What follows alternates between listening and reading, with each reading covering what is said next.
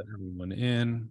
And I'll go ahead and introduce you guys as everyone's piling in here. Hey, everyone. Thank you for joining us. We'll get started in just a minute. We'll let everyone catch up and jump in. Hey, Rachel, Johanna.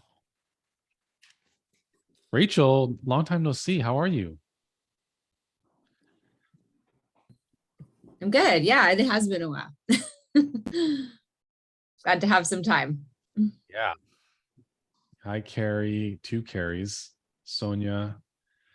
So everyone, we'll get started in just a minute.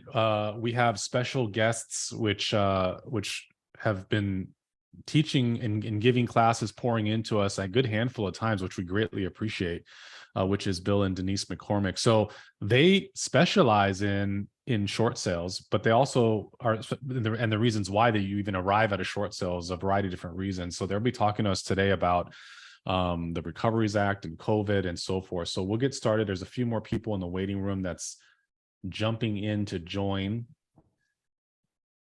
Hang on 1 second. Stephanie, I'm going to make you a co-host too, so you can help control the waiting room.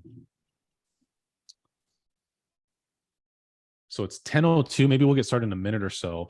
What we'll kind of loosely chat about real quick as people are still rolling in is for those of you who haven't attended one of their classes that Bill and Denise put on, they are absolutely phenomenal. So the thing that they really do specialize in is being short sale negotiators. Myself, I specialize in short sales. I've done a lot of short sales in my career, probably about maybe 250 of them in my career, which is too much. I'm sure Bill and Denise would probably attest that's too much for an agent to have done. And I felt like, I'm an expert at it. I know exactly what I'm doing, but things change constantly. And when you boil it down, if any of you have ever done a short sale before, when you boil it down to the hours spent on a short sale transaction versus a regular transaction, you are literally making a third of minimum wage. It is crazy the amount of work and follow-up and all kinds of things that you have to do, not only staying on top of current laws and all that kind of stuff. And I would say now, gosh, it's been now a number of years that I was introduced to Denise and Bill, and they worked on a short sale of my own and did so phenomenal at it. I've been recommending them ever since. They've done a good handful of them for agents in our brokerage. So if you guys are doing a short sale, don't do it yourself. Have them do it. It's much easier. You don't pay for it. And typically what happens, I would say a vast majority of the time, certainly 100% of the time for us, the lender ends up paying for it. It's a no-brainer. It makes it much more smooth, and you can focus on what you do best, which is making and creating new relationships and not dealing with the banks and attorneys and associations and all kinds of nonsense. So I asked, before you guys jumped on, I asked Denise and Bill if they wouldn't mind scheduling something in the very near future, another short sale class, which they're always been so kind to give us their time, which we appreciate. So we'll let you guys know about that. But today they're going to be talking about a very, very specific topic, which is relevant, especially right now. So without further ado, I'll hand things over to Bill and Denise. Thank you guys so much for joining us today. Thanks, Chad. Thanks so much. We really appreciate the opportunity. So for those of you that we may have met before on Zoom, as Chad said, Denise and I, our company, we facilitate short sales. We work with distressed property owners all over the United States. And what we've been trying to do is, as the market is changing, we're trying to get out and educate realtors on, what's the latest things that we're seeing. And specifically, now that the CARES Act, and we're going to talk to you a little bit about what those were, but what we're seeing is that settlements are getting held up because the homeowners don't necessarily know to tell their realtors that they were in the program. So Denise, do you want to talk a little bit about like when our phone rings and what we're experiencing? Yeah, so we're probably getting probably 3 to 5 calls every 2 to 3 weeks or in a month from an agent who's saying, sometimes it's even the buyer's agent, who's saying, we're going to settlement on Friday, and this is Tuesday or Wednesday, and the seller's bottom line shows that they need to bring $10,000 to the table, and they don't have it. And what's happening was they went into the forbearance program, and the real estate agent didn't know or understand that it's important to ask the individual if they participated in this program through COVID with their lender, which a lot of people thought that it was basically free money and they didn't have to pay that money back. So then the payoffs are coming in and they owe more on their loan than they anticipated. And they have they're in financial distress. So they don't have that money to bring to the table. So our most recent call was a buyer's agent who called on a Wednesday, was going to settlement on a Friday. Her buyer needed to move in. He was going to be homeless. The payoff for the seller came in, and the Alta went out to everybody, and the seller saw that he had to bring $11,000 to the table. Well, the listing agent said to the buyer, my seller does not have that money to bring to the settlement table. What are we going to do? Well, the listing agent was saying, well, this is your fault, buy side. The buyer's title company should have told us 3 weeks ago when the payoff came in that it's in at this number. Well, as we all know, a lot of sellers do have the money to bring to the table. So it's not the buyer's title company's responsibility to police the seller having enough money. So that's why it was found out 2 days ahead. The Alta went for review to the agents, making sure commission and everything is okay. And hey, the seller's got to bring 11 grand, and they didn't have it. And then it became, they wanted to do a short sale. Well, the unfortunate thing in that situation was they wanted to do a short sale, but the seller's loan was a government-backed loan, it was FHA, and there were specific guidelines.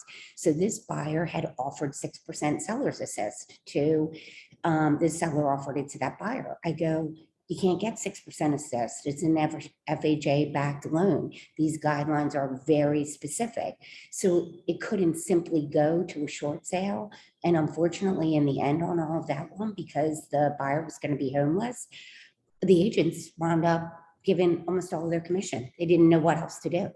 They had a buyer that needed a house, the seller. So Bill's been scheduling and putting this together of these are the questions that you need to ask so you're not in this situation, because it simply can't always go right to a short sale just because you have specific terms that were in that agreement of sale that might not work for that particular short sale lender. There were all kind of repairs in that one, Chad, as you know, you can't do repairs on a short sale. So this seller had said, we'll repair this, we'll repair that. Found out he had to bring 11 grand and didn't have the money to do any of the repairs either. So it was a hot mess of a deal. But that's one example of what's happening 4 or 5 every month. So what we're going to do today, I'm going to share my screen here in a minute. Denise and I were actually with a Keller Williams group down in the Miami, Florida area. And we did a more extensive update, and they asked us to carve out some Q&A for their realtors, their agents, to ask homeowners, on a listing appointment to try and determine were they in this program, yes or no, and what things do they need to watch out for.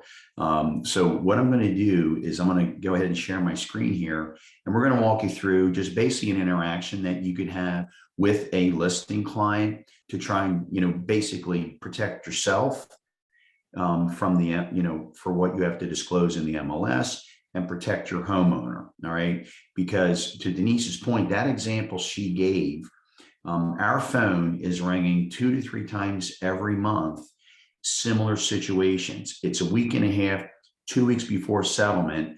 The homeowner didn't necessarily know it was important to tell their listing agent that they were in mortgage forbearance. And what's happening is we're seeing second mortgages being put on properties, and we're seeing payoffs being higher than what the homeowner thought it was due to the payment holiday that they received under the CARES Act. Okay, so we're going to keep this short today. We're going to have a few slides we're going to go through, but I'm going to go ahead and share now. Okay. And just stop me along the way if you have any questions. Okay, folks. So for starters, let me go ahead and get this slideshow going. All right. So for starters, the CARES Act, all right, it was instituted in March of 2020, okay, March of 2020, and it applied to folks that were negatively impacted due to COVID. They lost their job, they were downsized, they were furloughed for an extended period of time. And the mortgage forbearance program, it only applied to federally backed mortgages because it was a Fed program. So you have your Fannie Mae, your Freddie Mac, your FHA, your VA, and your USDA loans. Those are all government, quasi-government backed loans. Those all qualified. If someone's mortgage was bought by a hedge fund or a private equity company, they weren't required to provide any type of payment holiday to their borrowers. All right. So in order to qualify, had to be single family, had to be owner occupied. Okay. Could be an individual, single family home or a condo. All right. Just to kind of put it in perspective for you, between Fannie and Freddie, they buy about 55% of all the mortgages that are originated across the country. Okay. So what we're trying to do is get out and try and help give the realtors some questions that they can ask. Denise and I were just at our local state annual real estate conference, and they're actually the attorney for the state of Delaware. They're actually looking to change the property disclosures to carve out a section just to address this, because of all the issues that are arising at settlement, and they're becoming litigious, unfortunately. Okay. So the goal here for these next few slides is really give you enough information that you can start asking questions on your next listing appointment. All right. To make sure that you are disclosing you're disclosing in your listings properly and setting expectations with a buyer's agent. Okay. So just at a high level, March 2020, when we locked everything down due to COVID, the Fed went to all the lenders, Bank of America, Wells Fargo, JP Morgan Chase, for an example, and said, look, we bailed you out back in 2006, 7, and 8. We need you to help us. And what the goal was, they didn't want homeowners being evicted and foreclosed and kicked out on the street during the pandemic. All right. So at a high level, mortgage forbearance was simply a payment holiday time, payment holiday. So someone, let's say I lost my job. The restaurant I worked for was closed down indefinitely. All I had to do was pick up the phone, call Bank of America or Wells Fargo, and I could request a 6-month, up to a 12-month, up to an 18-month payment holiday program. All right. I did not have to make a payment as long as I was under the CARES Act mortgage forbearance program. Okay. Here was the challenge. This program was rolled out so quickly. All right. There was a lot of confusion from the homeowners that were applying for this, because the homeowners at that time, you think about March, April, May of 2020, stimulus checks were being written. The PPP program for businesses was being created, and there was all this money flowing out there. Well, a lot of folks saw this, mortgage forbearance program on the news and thought it was a payment forgiveness. It wasn't. That money has to be paid back at the end of the 6, 12, or 18-month program. Okay. So this was the start of it because it was rolled out so quickly. And just to give you a flavor for it. So let's say I lost my job. Here's how the forbearance worked. I called Bank of America and I said, hey, look, I think I'm going to be out of work for an extended period of time. Bank of America puts me into a 12-month forbearance program. How the program was rolled out in March of 2020 was okay, if you're in a 12-month payment program, using this example, $2,500 a month, in month 13,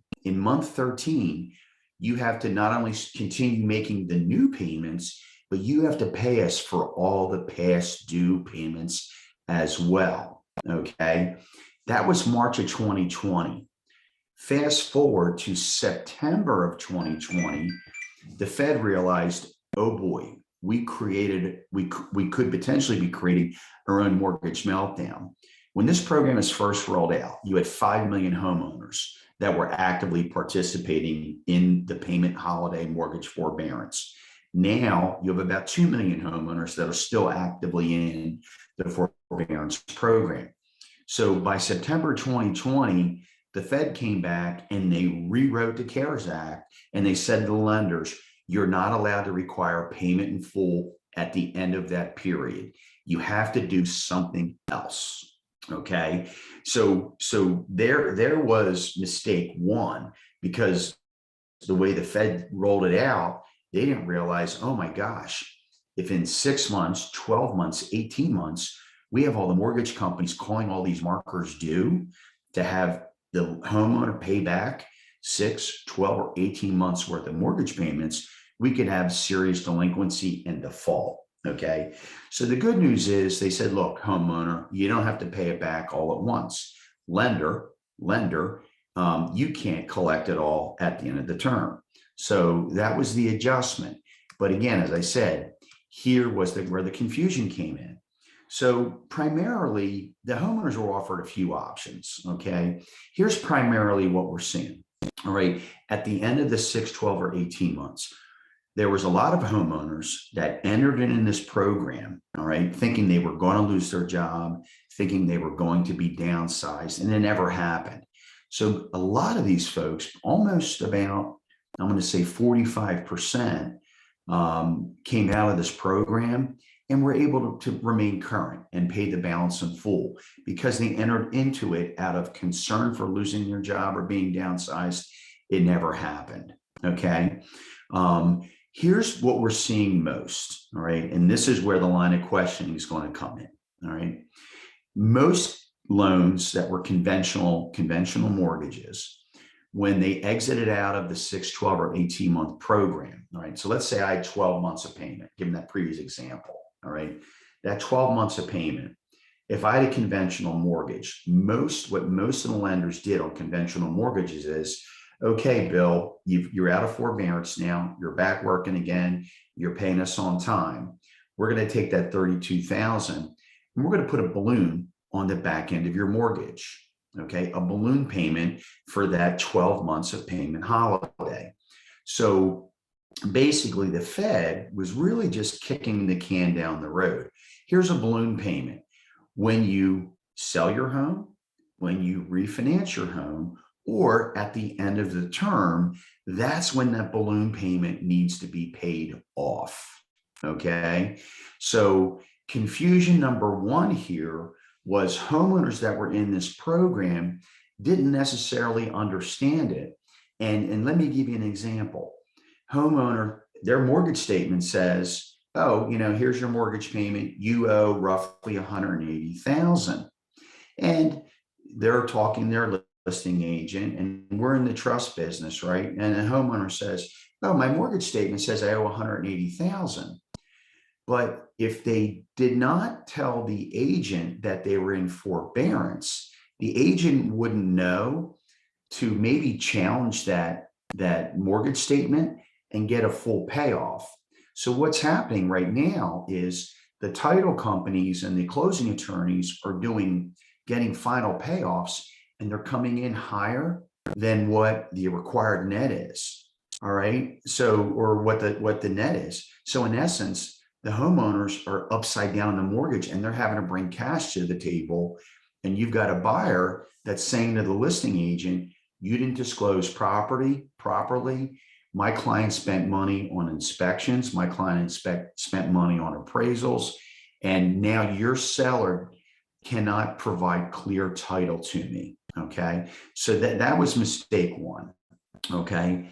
The second thing is on FHA backed loans, first-time home buyers, all right, and some VA.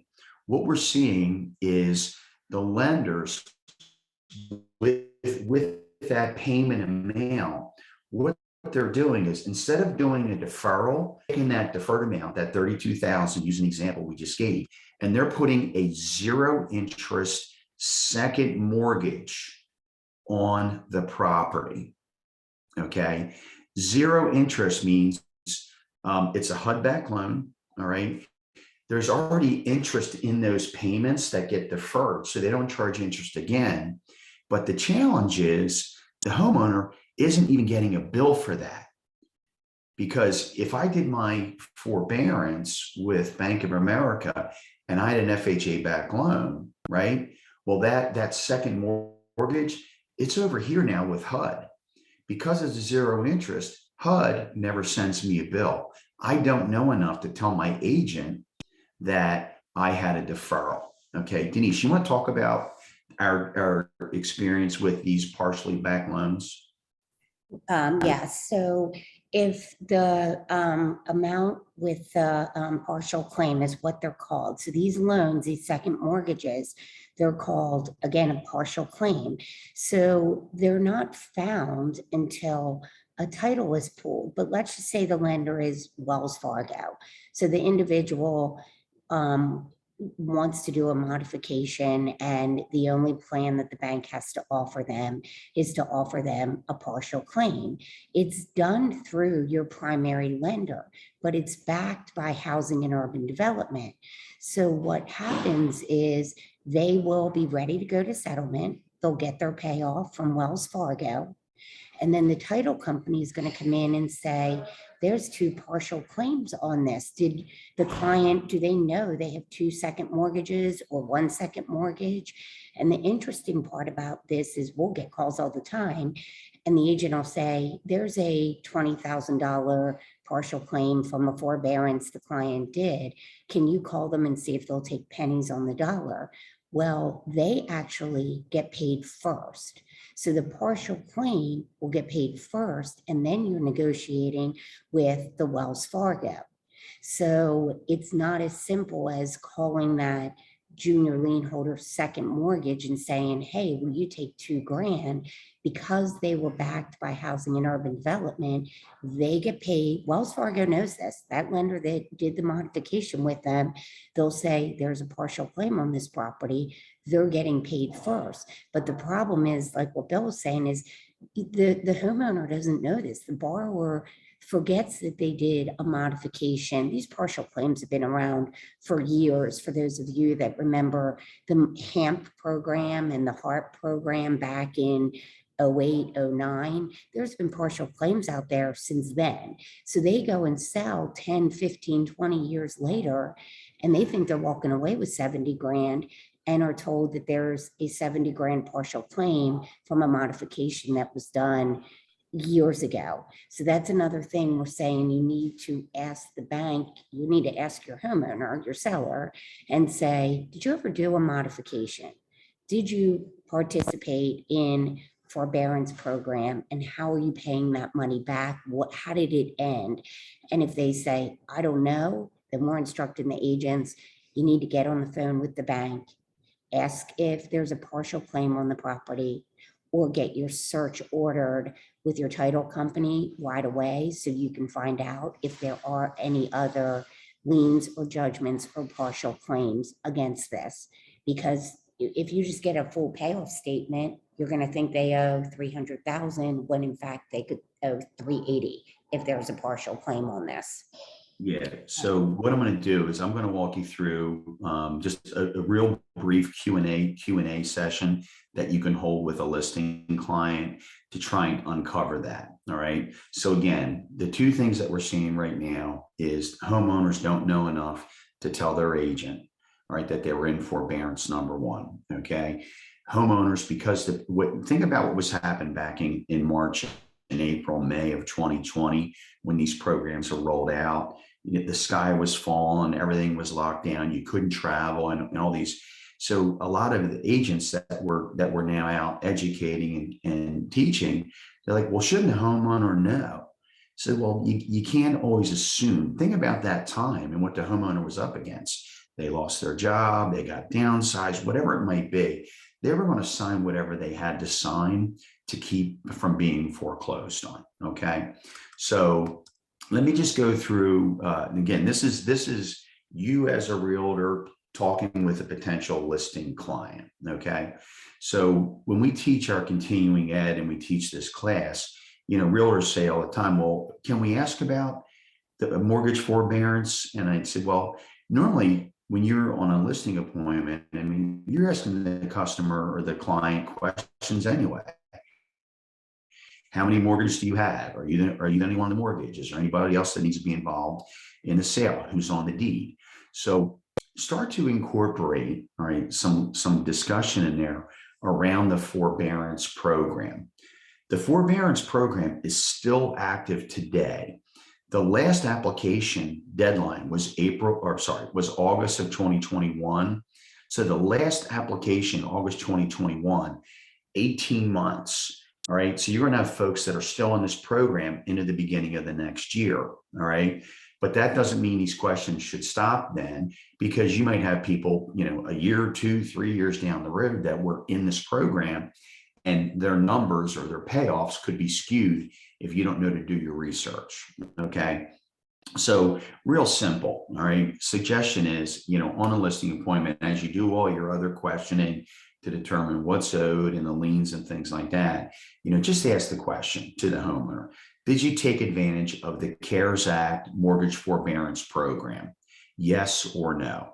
And if they said, oh, no, I never had any issues during the pandemic, I was able to pay my mortgage payments, then move on like you normally would. Okay.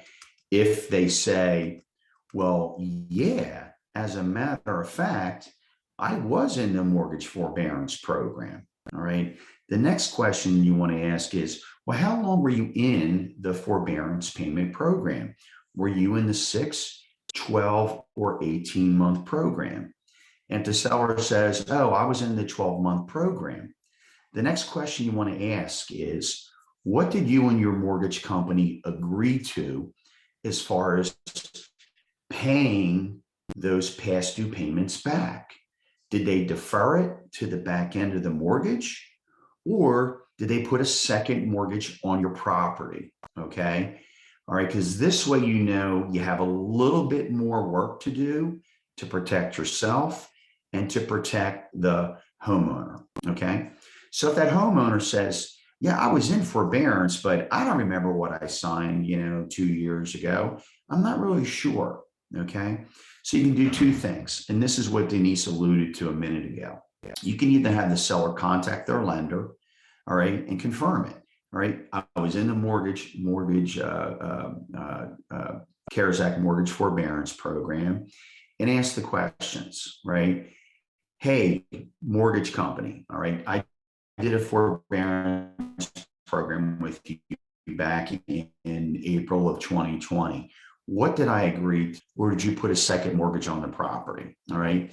If the homeowner, and there are homeowners that may not be willing to do this and may say, hey, look, can you do this for me? I'm not really comfortable. Okay.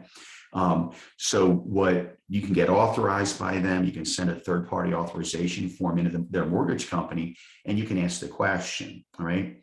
The other thing that you can do is run it's called different things in different states, but sometimes it's called a mortgage and judgment search. It's not a full title search. Sometimes it's called a present owner search. And all you're doing is running a search on that individual, all right, to see if they have any other mortgages or judgments against them. You don't have to pay and get a full title search run, all right? But if the homeowner says, I'm not sure if it was deferred, I may have a second mortgage. The only way you're going to know if there's a second mortgage is to run that mortgage whole history of the property. You're only looking at what those individual owners stepped up to. Okay.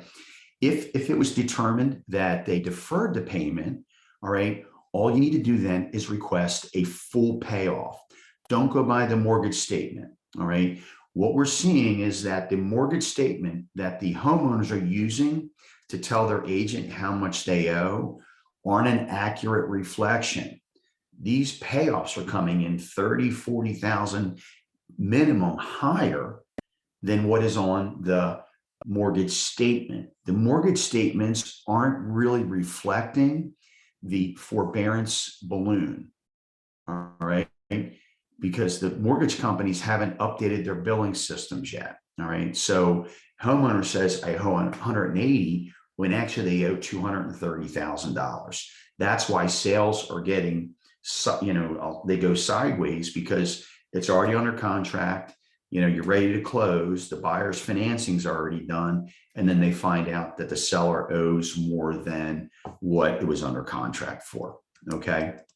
Now, if the seller says, the lender deferred the amount, okay, just get a full payoff, all right? If they feel that they put a second mortgage on the company, that's where you're going to go run the judgment search just to determine, okay? It's really just those two things. Was it deferred? Was there a second mortgage? If it was deferred, get a full payoff.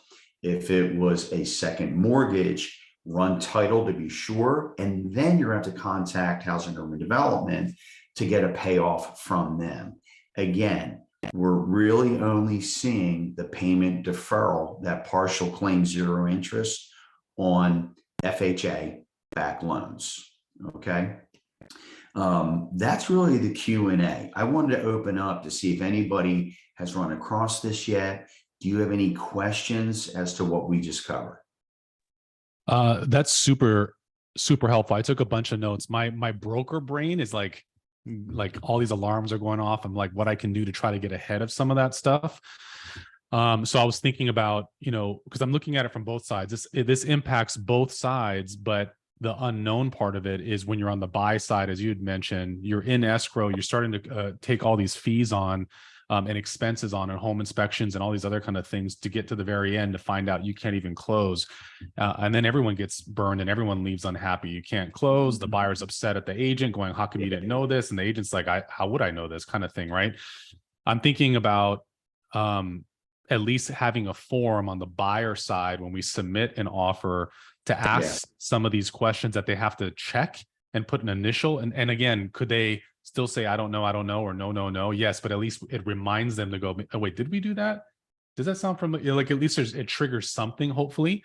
And then, we can put a little disclaimer in there. But my question to you guys is, because this is so new, if we asked early on, because we have a transaction company that we use that's in-house as well. And I'm also thinking if we're on the buy side, or really either side, especially the buy side, if we can request from escrow to order the payoff earlier rather than later, because they usually kind of order it a few days, before closing.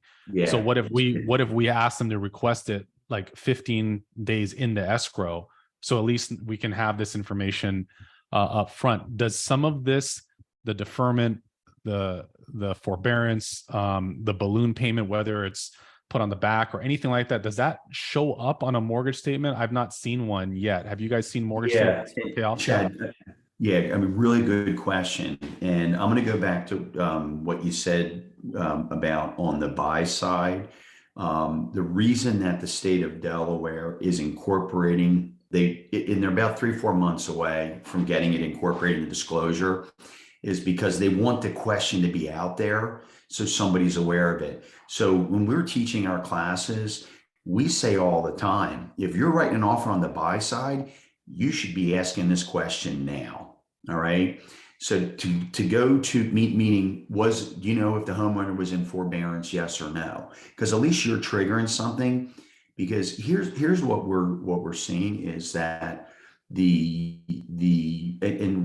to your point, Chad, what we're seeing is that a week and a half, 2 weeks before settlement, and they get that payoff, and it's coming in higher.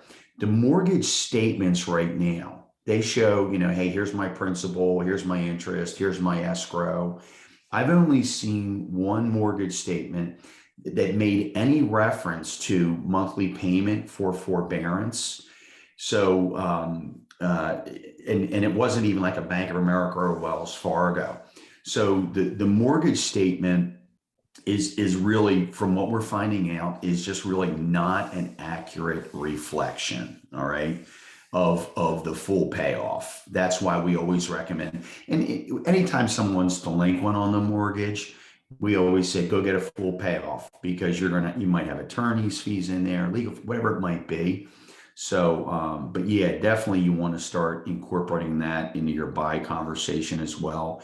And Chad, I had a recent example where we were teaching the class, and the listing agent raised her hand, and she said, I didn't know enough to ask the question. She said, I didn't disclose in the multi-listing that it was a short sale. Okay. I didn't disclose that there wasn't enough proceeds to pay off the debt in full, provide clear title. She knew the buyer's agent. Luckily, all right, she had a relationship with the buyer's agent, but she said it's 10 days before settlement. The buyer paid for appraisals. The buyer paid for inspections. She said, thank goodness the buyer didn't have all their stuff move out of their house and on a moving truck. So she was just in the beginning stages of the buyer's broker calling her broker, threatening lawsuit, saying, these folks want to buy the house, not our issue. You never disclosed it. They never disclosed it. And if we don't get in this property, we're gonna start to sue you. So this is the stuff that we're really starting to just see and just hear about. But I mean, think about it. Let's say they paid 10, 15 grand and everything's on the moving truck and they have nowhere to go. All right. So talk about, litigious situation. That's where, you're just trying to avoid that at the end of the day. So one thing that comes to mind too, and this is for agents that have listings, but also buyers agents, sometimes we as agents do things in kind of a normal cycle, but we have to like reprogram depending on the circumstances, right? So what I mean by that is a listing agent will typically tell a seller, hey, give me a copy of your mortgage statement. And that way they can kind of see and kind of reflect generally what the balance, it's not the payoff, but it's generally what the balance is. The reason I was asking those questions, if it doesn't even reference that they have forbearance or what the terms are, or they participated in this thing, here's the issue you run into that I've seen many times before as a warning is agents will then take that mortgage statement, forward it over to escrow, and escrow will calculate a per diem to kind of generally get to the idea of what the payoff is. That's now understanding that there's 2+ million people participating in this. That's super dangerous because that estimate is complete garbage. That per diem doesn't apply if there's a balloon payment that needs to be added to that. So we really do need to get an early payoff. Yeah, I agree 100%. And that's really where we're trying to get out and get ahead of it, because the phone's ringing. We know this is occurring, so all we're trying to do is just say, hey, look, it's just literally, you can have that conversation with a client in about 3 minutes on a listing appointment. It's really just check the box, right? Forbearance, yes or no, then you move on. All right. But yeah, that I agree 100%, Chad. It's not being reflected on the mortgage statement. Yeah, and the other thing we're seeing a lot too, Chad, is like the short sale is not even for the lender. Like they can pay the lender off, but during COVID, the amount of people that didn't pay the IRS or the state of Hawaii for their taxes, mortgage companies getting paid off in full. But we're working with, my last one, or one of the ones I did over the last few months with you, your office, Chad, was a IRS and a state of Hawaii release. We got the mortgages paid off in full, their first and second. So that's why we're recommending, please, like if somebody's not paying or participated in that program, you just need to find out if financially they were paying their other bills and get a search run, because we have probably 50% of our deals that the mortgages are being able to be paid off. And nobody thinks to ask if they've paid their state taxes or the IRS. So Hey, Rachel, did you have a question? I see your hand raised. Yeah, I do. So my question is, would it be better to get a statement from the title company or the lender? Is that because it sounds like maybe the title company won't have a clear what liens might be against this individual or their. Yeah. If you were representing the seller, if you're representing the seller can contact our lender and get a full payoff within about 72 hours. All right. And the reason we say you can get authorized is the homeowner's not comfortable with it. They can fill out like I authorize Rachel to talk to Bank of America on my behalf. Here's my loan number. They have to give the last four of their social typically, and then they just sign it and date it. That's all that's really needed.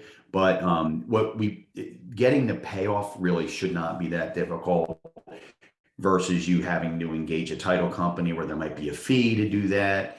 I'm just saying more on the listing side, you can have the homeowner and even say to the homeowner, hey, look, have them fax it directly to me. Here's my fax number. And usually 48 to 72 hours, you can have that payoff and know for sure.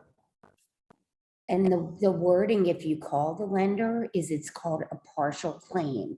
Like you don't want to reference, did the seller put a second mortgage on their property? You have to call it a partial claim. That is because the bank will say, no, there's no second. They don't have a second with this bank. They're going to say no. Just make sure you call it the partial claim. Okay, They'll say yes. thank you. No, you're welcome. Anybody else?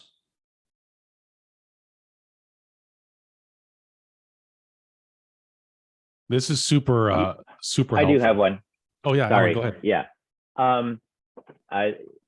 Are there situations where possibly from a timing perspective or whatnot that liens related to these other mortgages, second mortgages or whatever, may not necessarily get filed, but are, there in the eyes of the mortgage company? As in they're not recorded liens? Yeah. So like we may not have a view of that when we take a look at the preliminary title report, but it may still be there. Yeah, that's a really good question. There's not enough history just yet with these. So far, when our phone rings, it's because the closing title company or closing attorney noticed it on the search. It wasn't part of any of the preliminary information that was given to them with the contract, and they did the final bring down title, and that's where they're catching it. So is there or are there going to be instances where maybe they weren't recorded? The answer is absolutely. We have not seen that yet. Again, we just don't have enough history of this yet. Thank you. Johanna? Oh, you're welcome. Johanna, you had a question? Yes, quick question. I know you mentioned that these, the CARES Act was still going, they're still in place up until recent, I believe you said August, right? August 21st, August of 2021 was the last day to apply. Okay. Mhm. So if I applied and I had 18 months of forbearance, go a year, August 2022, right? September, October, November, December, January, February of next year is when the last person that applied would still be in the program. Okay. That's active. But fast forward a year, 2 years down the road, they're still going to have that deferral. They're still going to have that second mortgage. It doesn't go away. Mhm. All right. It can be there for quite some time down the road. Okay, yeah, you answered my question. Thank you for the clarification. All right, great. And that's why we're seeing some of the, Chad, do you remember the HAMP and the HARP programs? Wait, so that's why we're seeing some of them now, because people are in a distress situation, and they did, HAMP was a modification program back in 08, 9, 10. And a lot of people modified, now they need to sell. And if they did 2 or 3 mods, I mean, that they're $70,000 and $80,000 behind, and they thought they were walking away. They forgot what they did 10 years ago. So also incorporate in your questioning, not just did you participate in the CARES, did you do any form of modification at all from the time you purchased this home, just in case there's this second from modifications that they've done.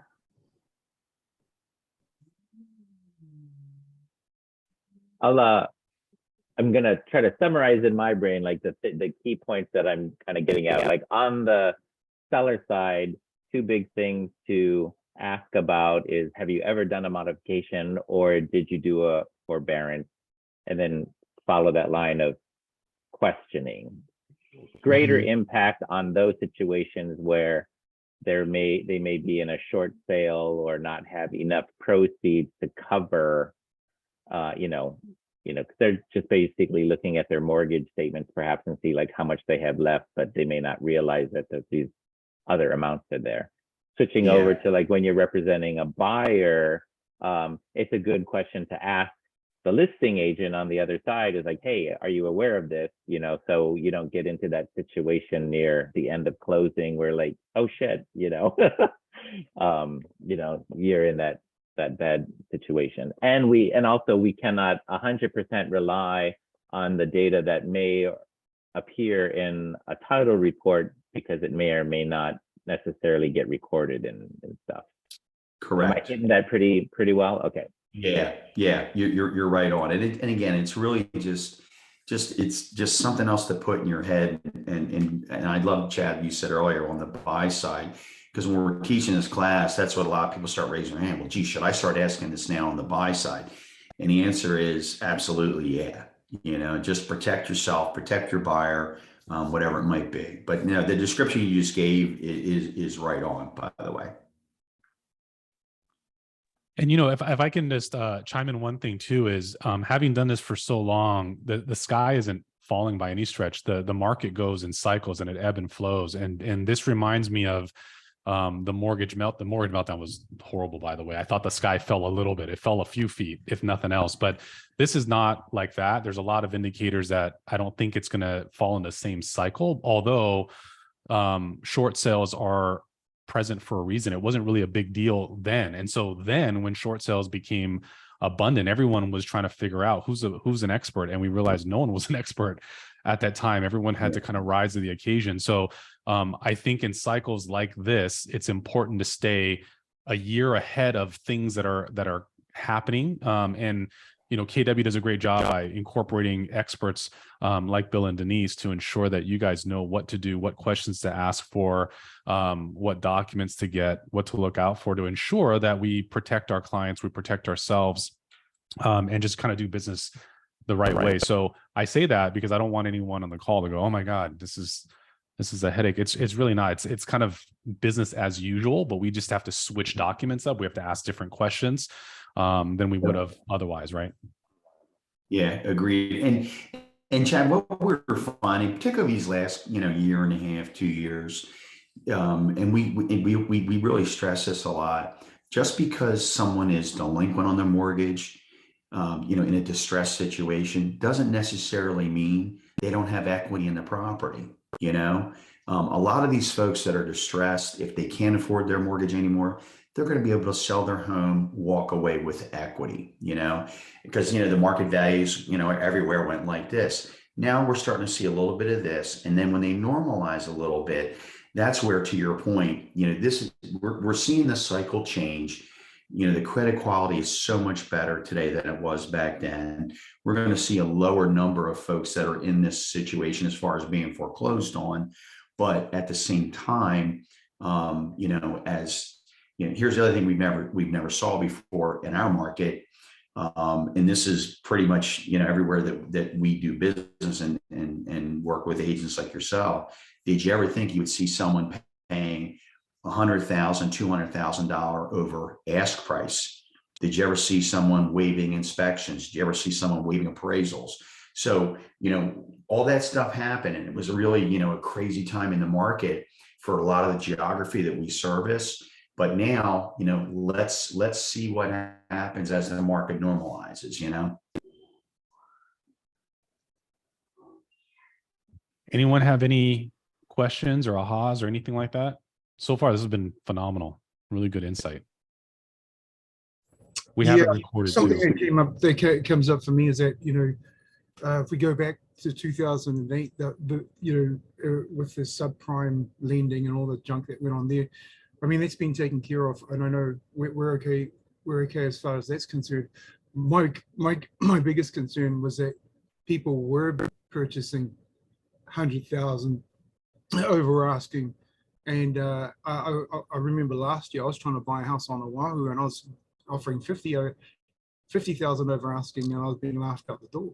But that's just one of my concerns, is that the prices got inflated pretty quickly, and what I'm watching now is that these are flattening and leveling out, and I'm starting to see this little drop starting to happen. Yeah, I had a phone call earlier, and I'm actually jumping on a conference call here later on this evening. Husband and wife. Can I interrupt you a second? Yeah. I'm going to interrupt you, Chad. I have to get my son to a train station, so I'm going to jump off, and Bill's going to finish up. I just wanted to say bye. All right, I'll catch you guys soon. Thank you.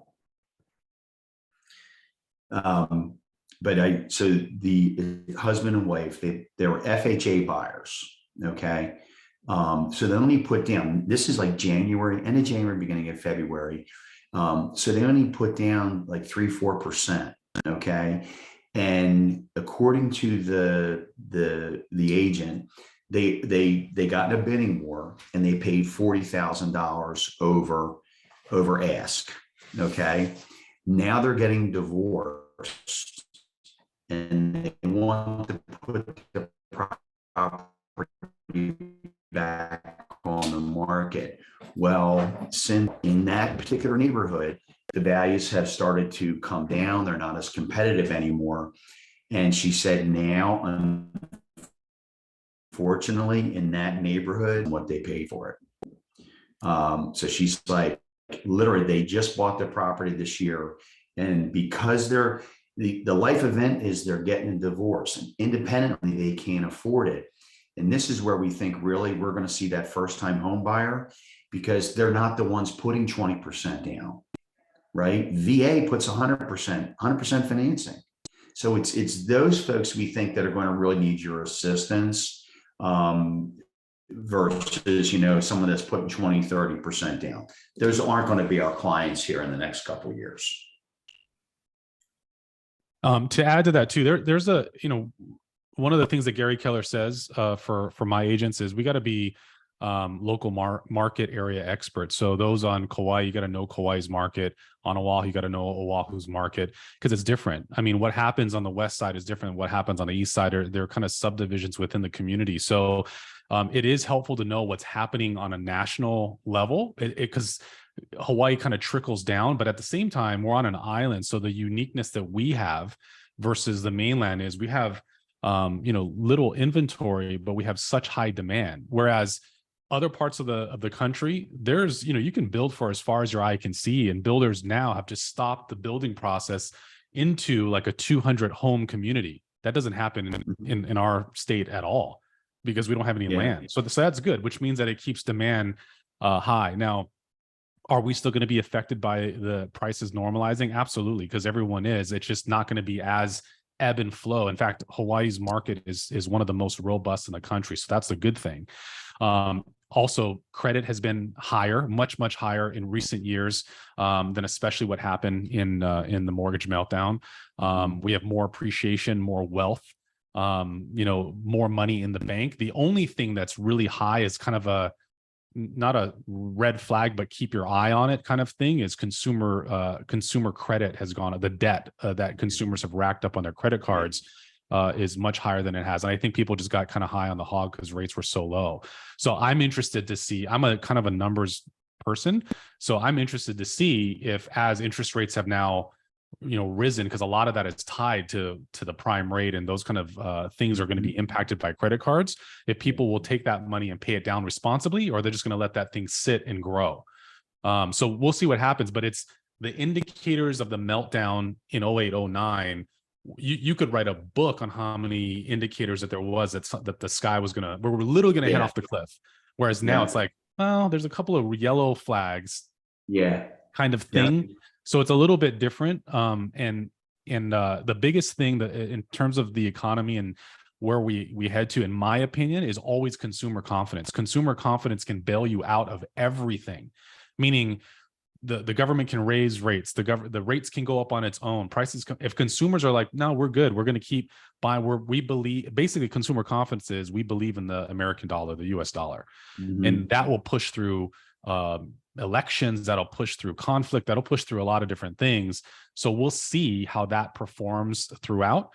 But our economy, our market is far more robust than it was in 08, 09. But it doesn't mean that we should act blindly. It always means that we should pivot, learn more, see what's around the bend, and prepare. And having people like Bill is unbelievably helpful. So Bill, to kind of add a bookend to that, do you think that it would be wise maybe in the next 30 or 45 days or so that we can have you back and you and Denise talk about, like, dig into short sales as you've done in the past for us?